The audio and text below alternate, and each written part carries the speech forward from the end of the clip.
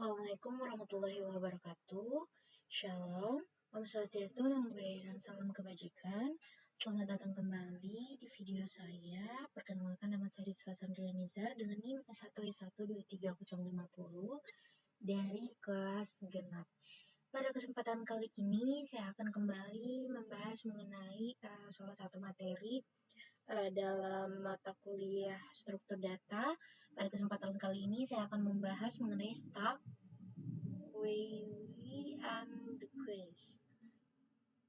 Langsung saja kita masuk ke dalam pembahasannya. Jadi seperti yang dilihat pada slide pertama tadi, pada video kali ini saya akan membahas mengenai stock, query, dan double-ended quiz atau tumpukan, antrian, dan juga antrian yang berujung ganda. Selanjutnya kita masuk ke dalam pembahasan pertama kita mengenai stock atau tumpukan. Jadi perlu diketahui bahwa sebuah stock atau tumpukan adalah kumpulan objek yang dimasukkan dan dikeluarkan sesuai dengan last in first out atau terakhir masuk pertama keluar atau LIFO prinsip. Jadi, pengguna dapat memasukkan objek ke dalam tumpukan kapan saja, tetapi hanya dapat mengakses atau menghapus objek yang terakhir dimasukkan dan yang tersisa di bagian atas stock atau tumpukan. Nah, adapun dua operasi didefinisikan pada stock. Yang pertama itu ada push. Jadi push itu memasukkan informasi ke dalam tumpukan. Lalu yang kedua ada pop. Pop itu mengambil informasi dari tumpukan. Contohnya, browser internet menyimpan alamat situs yang baru saja dikunjungi dalam tumpukan. Setiap kali pengguna mengunjungi situs baru, alamat tersebut akan dimasukkan ke dalam tumpukan peramban. Jadi memungkinkan pengguna untuk kembali ke situs yang dikunjungi sebelumnya menggunakan tombol kembali. Yang kedua, editor teks biasanya menyediakan mekanisme untuk yang membatalkan operasi penyuntingan terkini dan mengembalikan ke kondisi dokumen sebelumnya. Nah, operasi undur ini dapat dilakukan dengan menyimpan perubahan teks dalam stack. Nah, contohnya itu seperti gambar ini. Jadi, dia memakai prinsip last in first out. Seperti contoh yang dibahas kemarin itu seperti calling printless, jadi first in last out. Jadi yang pertama masuk itu terakhir keluar. Selanjutnya di sini ada tipe data stack abstrak. Jadi secara formal stack itu adalah tipe data abstrak atau ADT. Yang mana contoh S mendukung dua metode yaitu s.push itu untuk menambahkan elemen ke atas tumpukan dan spop merupakan hapus dan kembalikan elemen teratas dari tumpukan. Dan as an error occurs,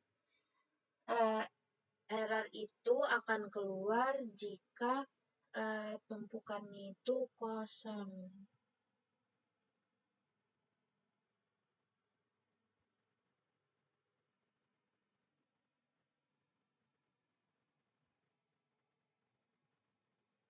Selain itu, kita bisa mendefinisikan metode aksesor lainnya seperti stop. Stop sendiri atau berhenti untuk mengembalikan referensi ke elemen teratas tumpukan S tanpa menghapusnya. Error terjadi jika tumpukannya kosong. Lalu ada S is underscore empty. Ini mengembalikan true jika tumpukan S tidak berisi elemen apapun. Dan juga ada len.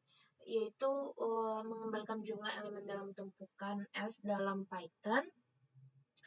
Kita mengimplementasikan nya itu dengan metode khusus yaitu len. Nah, berdasarkan konvensi, kita berasumsi bahwa tumpukan yang baru dibuat kosong dan tidak ada batasan a priori pada kapasitas tumpukan elemen yang ditambahkan ke tumpukan dapat memiliki tipe yang berubah-ubah. Nah, jadi di sini ada tabel serangkaian operasi stack dan pengaruhnya terhadap tumpukan S yang awalnya kosong. Bisa dilihat di sini.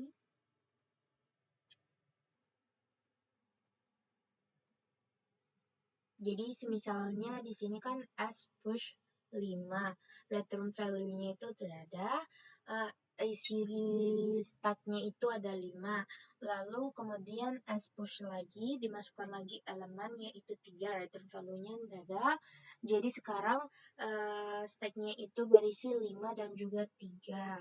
Nah, lalu misalnya kita mengoperasikan len, return value-nya itu ada 2, ya, isi stack-nya itu ada 5 dan 3 tetap.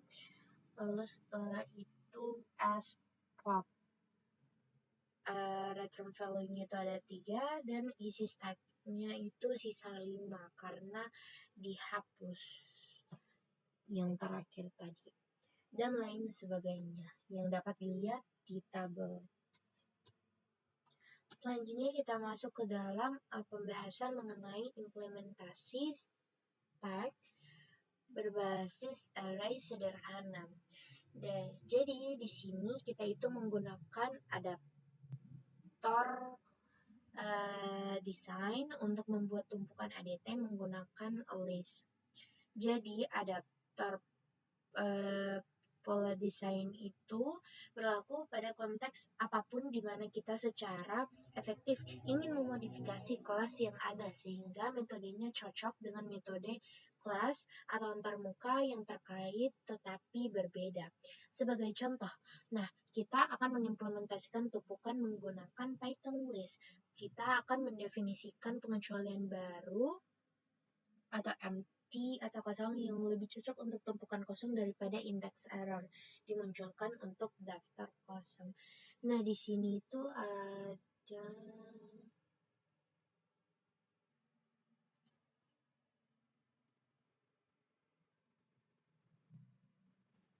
beberapa stack method dan juga relation with a Python list.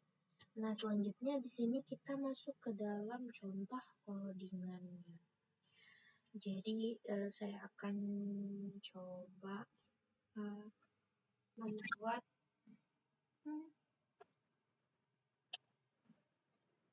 di sini saya akan mencoba membuat contoh codingannya menggunakan Visual Studio Code tentunya.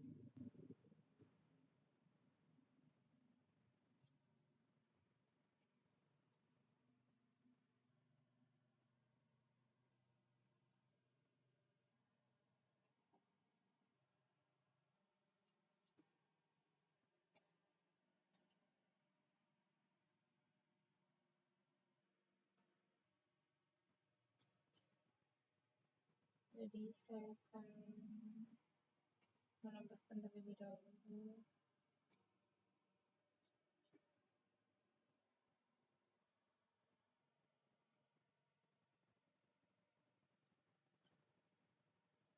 Oke, di sini sudah bisa terlihat ya Visual Studio Code saya.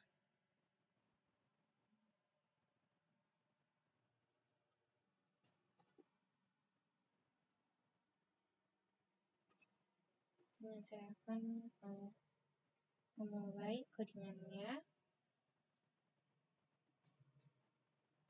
Pertama tentunya kita membuat kelas empty atau kosong.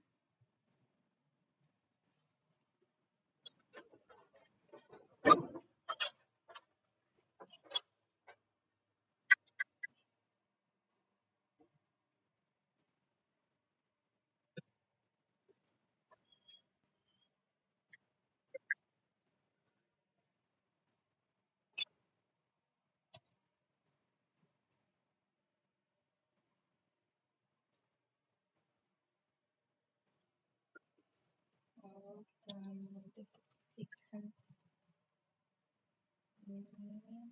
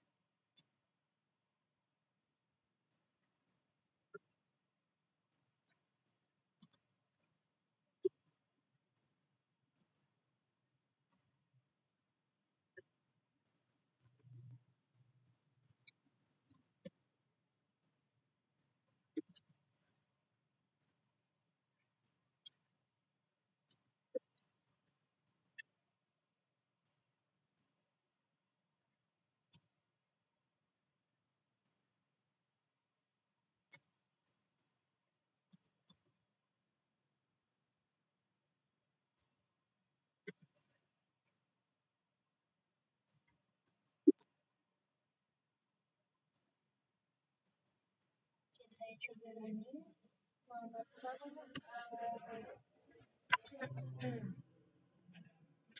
saya coba, saya coba running dan hasilnya akan seperti ini.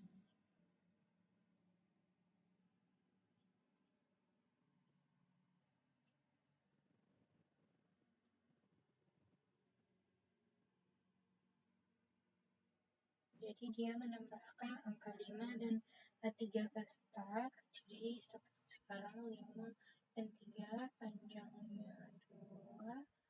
Jadi intinya kesimpulannya stack ini diimplementasikan tentunya menggunakan Python.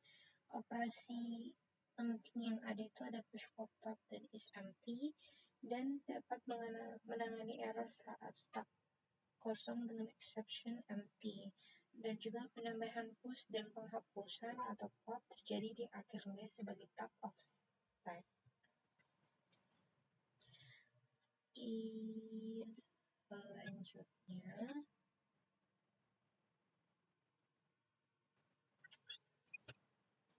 kita masuk ke dalam pembahasan selanjutnya.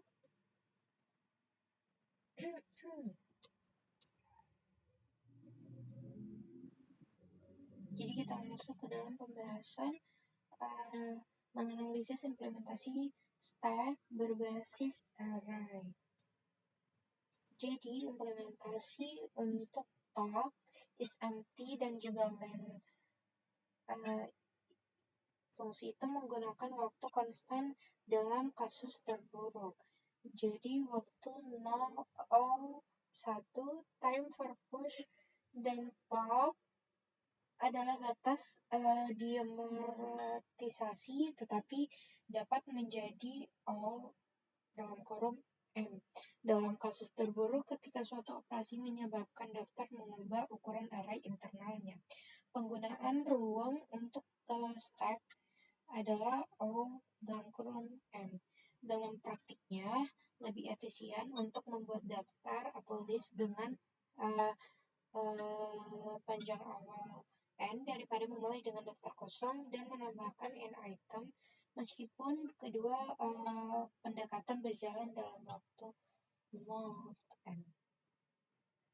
Jadi di sini ada pada tabel ini adalah kinerja implementasi tumpukan berbasis array. Bisa dilihat di tabel. Selanjutnya kita masuk ke dalam pembahasan mengenai reversing data using a stack, maksudnya mengembalikan data menggunakan stack. Jadi sebagai konsekuensi dari protokol LIFO, stack dapat digunakan sebagai alat umum untuk membalik urutan data. Contohnya, pertama, mencetak baris dalam berkas dalam urutan terbalik. Kedua, membalikan elemen-elemen list menggunakan stack. Yang terakhir, membalik urutan penyimpanan elemen dalam tumpukan. Saya akan mencoba codingannya.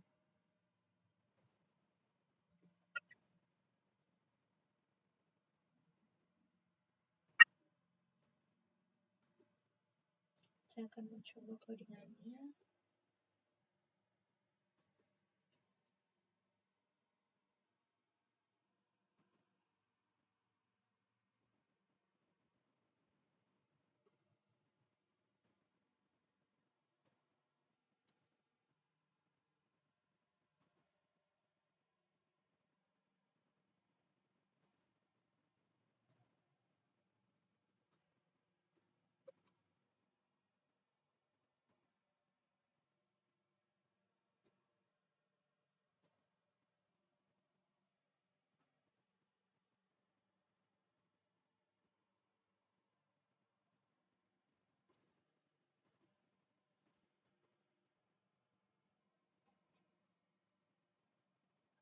Saya akan mencoba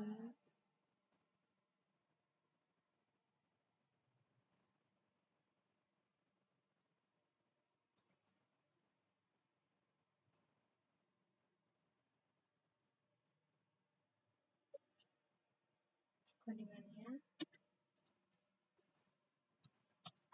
kemudian selanjutnya kita mendefinisikan reverse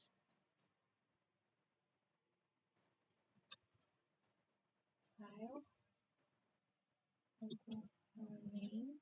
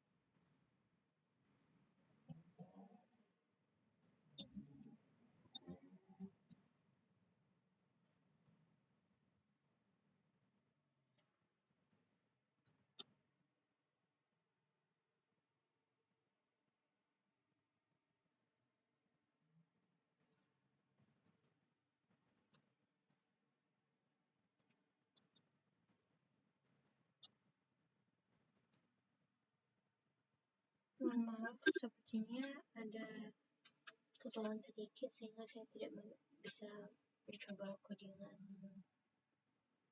Intinya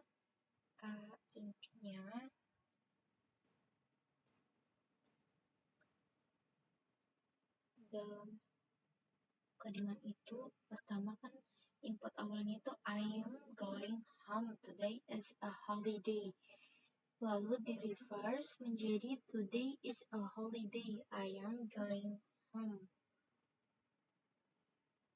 Selanjutnya kita langsung saja masuk ke dalam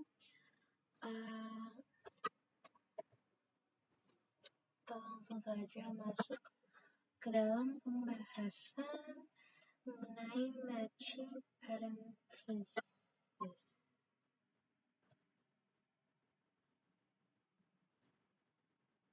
Jadi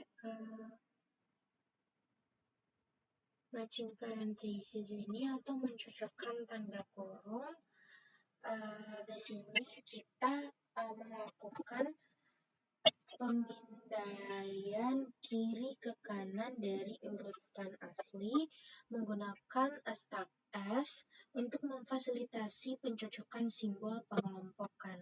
Jadi setiap kali kita menemukan simbol pembuka, kita push simbol tersebut ke S, lalu setiap kali kita menemui simbol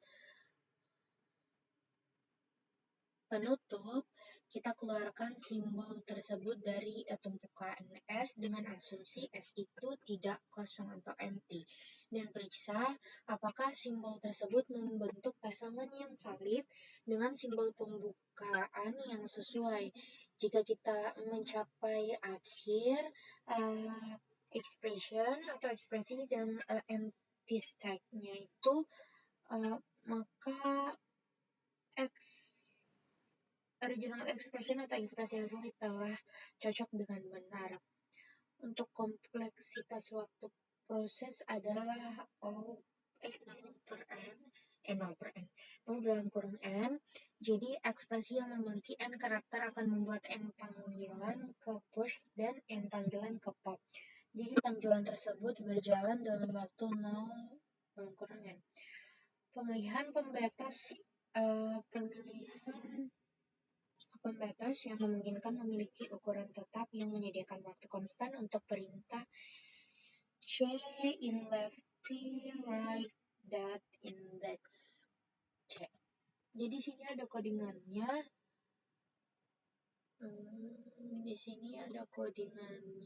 Jadi untuk langkah kerja programnya itu dia menggunakan fungsi is underscore match dalam kurung expert. Jadi sini dia menggunakan dua list, yaitu lefty dan righty untuk tanda kurung buka dan tutup. Jadi setiap kali menemukan tanda buka, dia push ke stack. Lalu setiap kali menemukan tanda tutup, dia pop dari stack dan cek apakah pasangannya cocok. Di sini kan outputnya itu adalah false atau mismatch dan juga true, artinya semua cocok. Waktunya sendiri itu over n karena setiap karakter diperiksa sekali dan bisa melibatkan operasi push dan atau pop. Selanjutnya di sini kita masuk ke dalam pembahasan mengenai matching text in a markup language atau mencocokkan teks dalam bahasa markup. Jadi bisa dilihat di samping ini menunjukkan pengguna tumpukan dalam memeriksa kecocokan tag pada dokumen HTML. Jadi untuk langkah programnya itu di sini menggunakan fungsi isMatch HTML dalam kurung raw, menemukan semua tag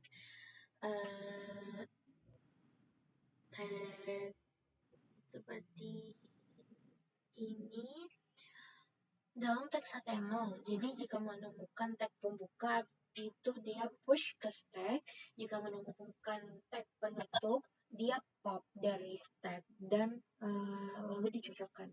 Jika semua cocok dan stack kosong, di akhir dia akan return true, mengeluarkan true. Di sini karena stacknya itu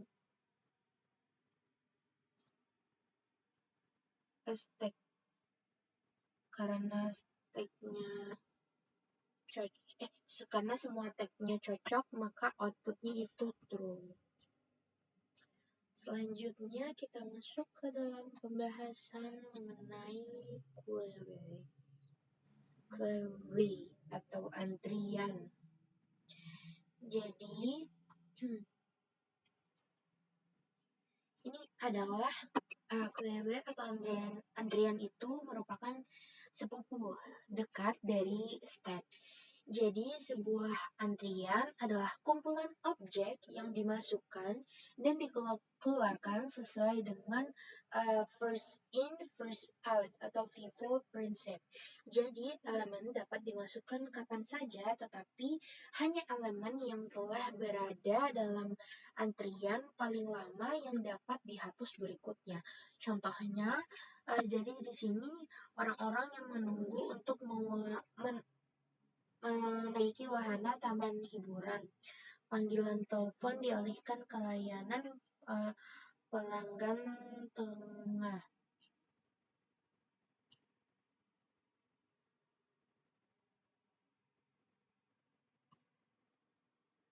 Selanjutnya kita masuk ke dalam pembahasan mengenai the query abstract data type atau tipe data abstrak antrian. Jadi, perlu diketahui secara formal, tipe data abstrak antrian mendefinisikan koleksi yang menyimpan objek dalam urutan di mana akses dan penghapusan elemen dibatasi ke elemen pertama dalam antrian dan penyisipan elemen dibatasi kembali dari urutan tersebut. Dengan kata lain, aturan FIFO diberlakukan pada urutan tersebut. ADT antrian mendukung dua metode mendasar untuk antrian queue, yaitu pertama queue and query, yaitu untuk menambahkan elemen ke dalam menambahkan elemen ke belakang antrian queue. Lalu ada queue the query, yaitu untuk menghapus dan mengembalikan elemen pertama dari antrian queue. Error akan terjadi jika antriannya kosong tentunya. Lalu untuk metode aksesor tambahannya itu pertama ada queue first. Queue first ini untuk mengembalikan referensi ke elemen di depan antrian queue tanpa menghapusnya. Error terjadi tentunya jika antriannya itu kosong. Lalu selanjutnya ada queue as empty. Jadi ini mengembalikan true jika antrian queue tidak berisi elemen apapun. Lalu setelah itu ada len queue. Ini mengembalikan jumlah elemen dalam antrian queue. Dalam Python, kita mengimplementasikan dengan metode khusus yaitu len.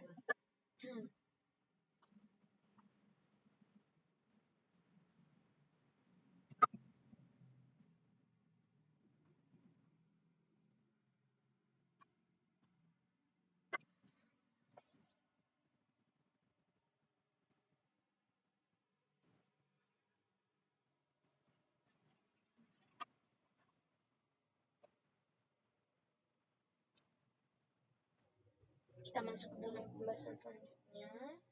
Jadi di sini berdasarkan konvensi, kita berasumsi bahwa antrian yang baru dibuat adalah kosong. Lalu tidak ada batasan a priori mengenai kapasitas antrian dan juga elemen yang ditambahkan ke antrian dapat memiliki tipe yang sembarangan. Di sini ada rangkaian operasi antrian atau query dan pengaruhnya pada antrian yang awalnya kosong, yaitu queue. Jadi seperti ini, misalnya operasinya itu queue and query dalam kurung 5, return value-nya itu tidak ada, first queue and last-nya itu 5, dan lain sebagainya yang dapat dilihat pada tabel. Selanjutnya kita masuk ke dalam pembahasan mengenai implementasi antrian berbasis array. Implementasi pertama, kita menggunakan append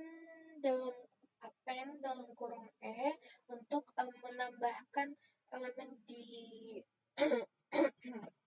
untuk menambahkan elemen di akhir list.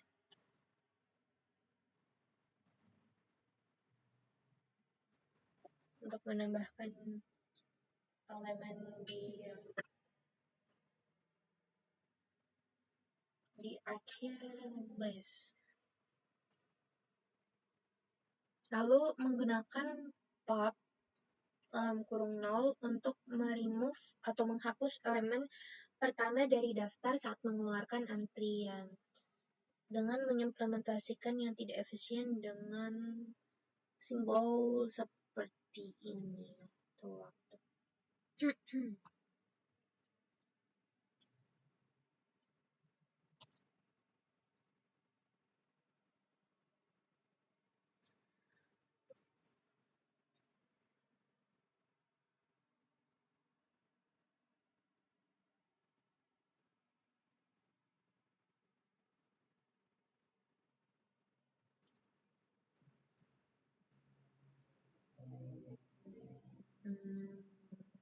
Selanjutnya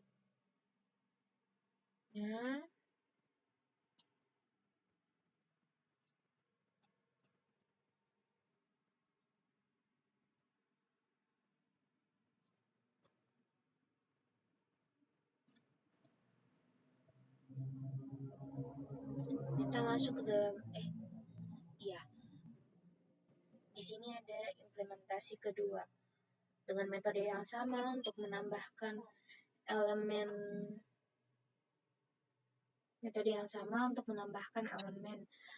penggantian implementasi pop. Pertama, kita mengganti antri yang dikeluarkan dari antrian dalam array dengan referensi ke non. Lalu kita mempertahankan variabel eksplisit f untuk menyimpan indeks elemen yang saat ini ada di bagian depan antrian.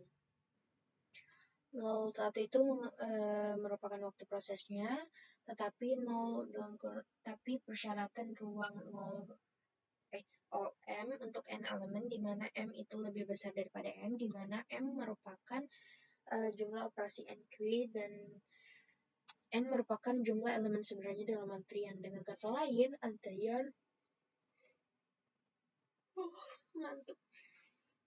Dengan kata lain, antrian dengan elemen yang lebih sedikit akan disimpan ke dalam array yang lebih besar.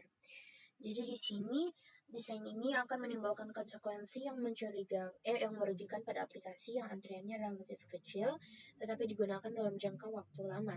Misalnya daftar tunggu untuk sebuah restoran mungkin tidak akan pernah berjumlah lebih dari 30 orang dalam satu waktu. Namun dalam jangka waktu 1 hari atau 1 minggu jumlah keseluruhan peserta akan jauh lebih banyak.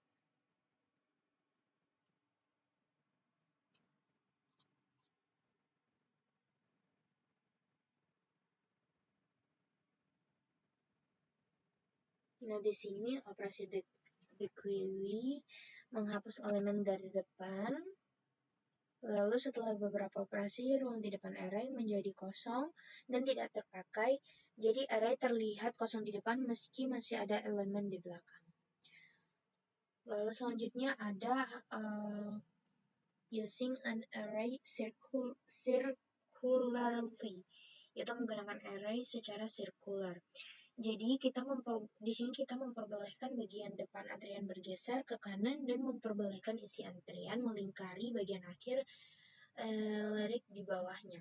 Jadi kita di sini berasumsi bahwa array dasar kita itu memiliki panjang tetap yaitu n yang lebih besar daripada jumlah elemen sebenarnya dalam antrian.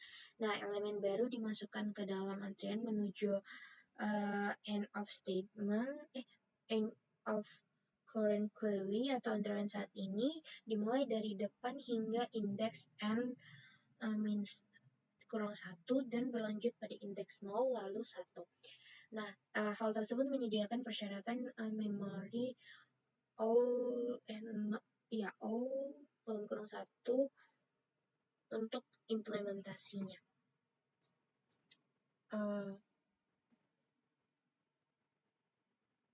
Jadi mekanisme kerjanya itu seperti yang disebutkan tadi, elemen baru ditambahkan menuju ujung query saat ini, lalu progres dari font ke indeks n-1, kemudian berlanjut ke indeks 0 lalu 1 menggunakan operasi modulo f sama dengan dalam kurung f plus 1 %n. Keuntungannya ini memberikan satu memory requirement untuk implementasi dan juga efisien dalam penggunaan ruang dan juga tidak ada ruang yang terbuang. Selanjutnya kita masuk ke dalam pembahasan mengenai Python query implementation atau implementasi antrian dalam Python. Jadi perlu diketahui secara internal kelas query atau antrian memelihara 3 variabel instan seperti pertama underscore data yang merupakan referensi ke contoh daftar dengan kapasitas tetap. Lalu selanjutnya ada size, yang dimana size adalah bilangan bulat yang mewakili jumlah elemen saat ini yang disimpan dalam antrian, bukan data list. Lalu selanjutnya ada front. Front sendiri adalah bilangan bulat yang mewakili indeks dalam data elemen pertama antrian dengan asumsi antrian itu tidak kosong. Lalu kita di sini menyediakan fungsi aksesor seperti pertama ada len yaitu panjang atau panjang antrian saat ini. Lalu ada isEmpty untuk memeriksa apakah antriannya kosong, lalu ada first untuk mengembalikan elemen di depan antrian. Untuk fungsi mentatornya sendiri, yang pertama ada enquery untuk menambahkan elemen ke dalam antrian, dan the query untuk menghapus elemen dari antrian.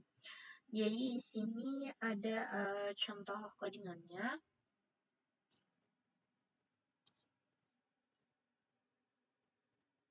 Di sini kan pertama di contoh codingan yang bagian pertama ini, dia itu memiliki 3 variabel utama. Pertama, data, size, dan juga front yang seperti saya sebutkan tadi. Lalu kita beralih ke slide selanjutnya.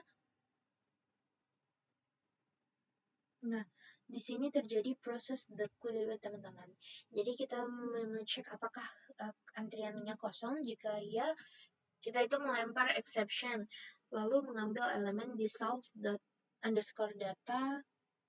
lalu kita set posisi tersebut ke non, di mana ini membantu garbage collection. Lalu setelah itu kita mengupdate self.front dengan circular indexing, yaitu self.front plus 1% length. Lalu kita kurangi self.size, lalu return elemen yang diambil. Contoh eksekusinya akan seperti ini, atau outputnya akan seperti ini.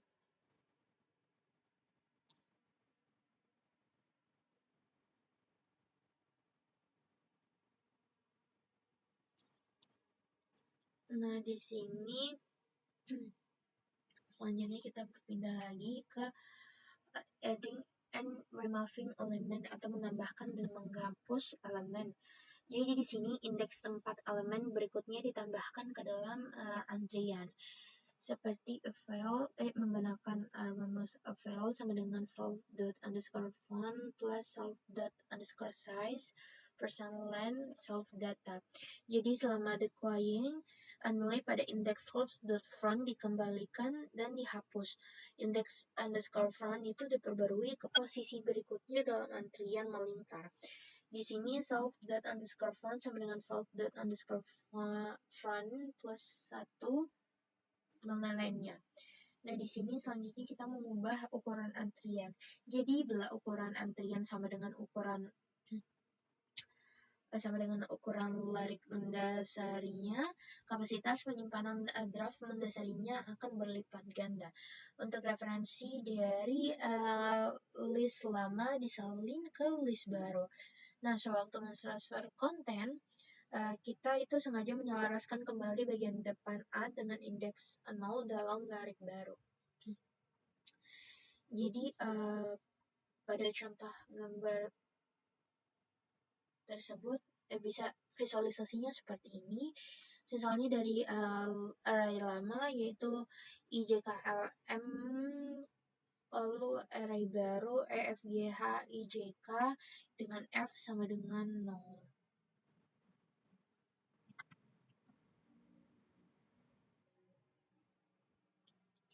Dan F sama dengan 0. Di sini ada juga contoh codingannya, yaitu untuk mengecilkan array yang mendasarinya.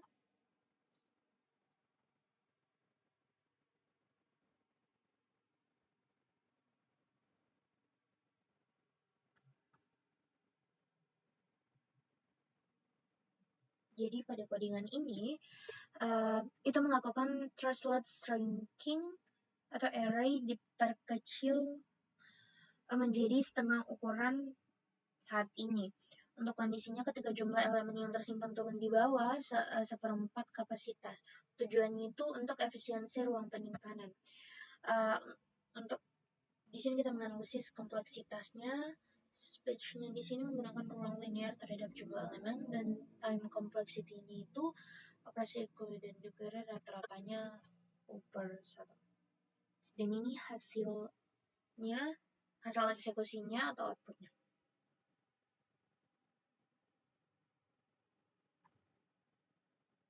Di sini kita menganalisis implementasi antrian berbasis array.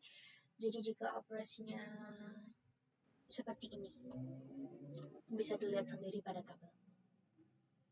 Yang selanjutnya di sini kita masuk ke dalam pembahasan mengenai double-ended queries atau antrian berujung ganda. Jadi dapat diketahui bahwasanya sebuah query pronounced as dick,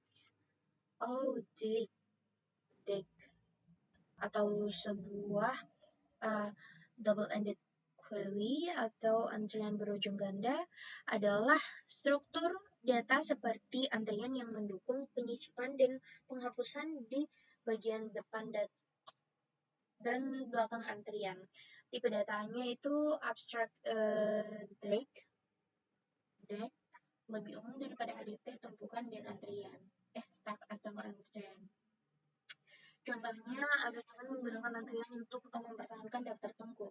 Kadangkala, orang pertama mungkin dikeluarkan dari antrian dan mendapati bahwa meja tidak tersedia biasanya. Restoran akan memasukkan kembali orang tersebut pada posisi pertama dalam antrian. Mungkin juga pelanggan di akhir antrian menjadi tidak sabar dan meninggalkan restoran. Untuk tipe data abstract deck sendiri, jadi ada deck didefinisikan sehingga deck D mendukung metode seperti D at first, yaitu untuk menambahkan elemen E di depan deck D, dan D at last untuk menambahkan elemen E di belakang deck D. Lalu ada D delete first untuk menghapus dan mengembalikan elemen pertama dari deck D. Error terjadi jika decknya kosong tentunya. Lalu ada D delete last, yaitu menghapus dan mengembalikan elemen terakhir dari deck D. Error terjadi jika decknya kosong. Selain itu, ada deck juga menyertakan aksesor seperti pertama ada D.first, yaitu untuk mengembalikan tetapi tidak menghapus elemen pertama deck D. Lalu ada D.last, yaitu untuk mengembalikan tetapi tidak menghapus elemen terakhir deck D. Lalu ada D.empty untuk mengembalikan true jika deck D tidak mengandung elemen apapun. Lalu ada elemen D, itu untuk mengembalikan jumlah elemen dalam deck D. Dalam Python kita mengimplementasikan ini dengan metode khusus yaitu len. Lalu setelahnya di sini ada menerapkan deck dengan array circular atau array melingkar. Jadi di sini kita pertahankan tiga variabel instan yang sama, yaitu data, size, dan juga front. Untuk belakang antriannya itu back sama dengan self dot underscore front plus self dot underscore size min 1% length. Lalu ada at underscore first membutuhkan pengurangan indeks secara melingkar. Circle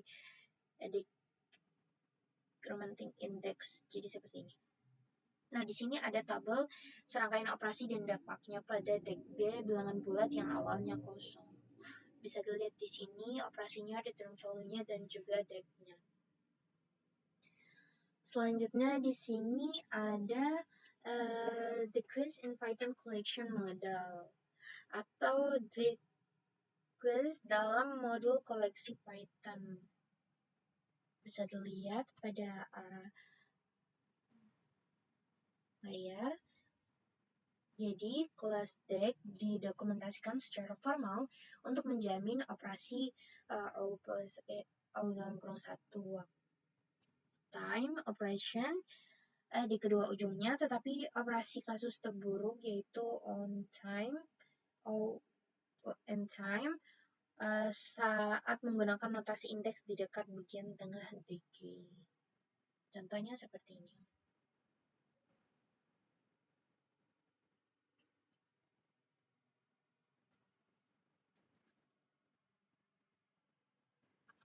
Jadi mungkin itu saja yang dapat saya bahas pada video kali ini. Lebih dan kurangnya mohon dimaafkan. Wabillahi taufiq wal hidayah. Wassalamualaikum warahmatullahi wabarakatuh. Sampai berjumpa di video selanjutnya.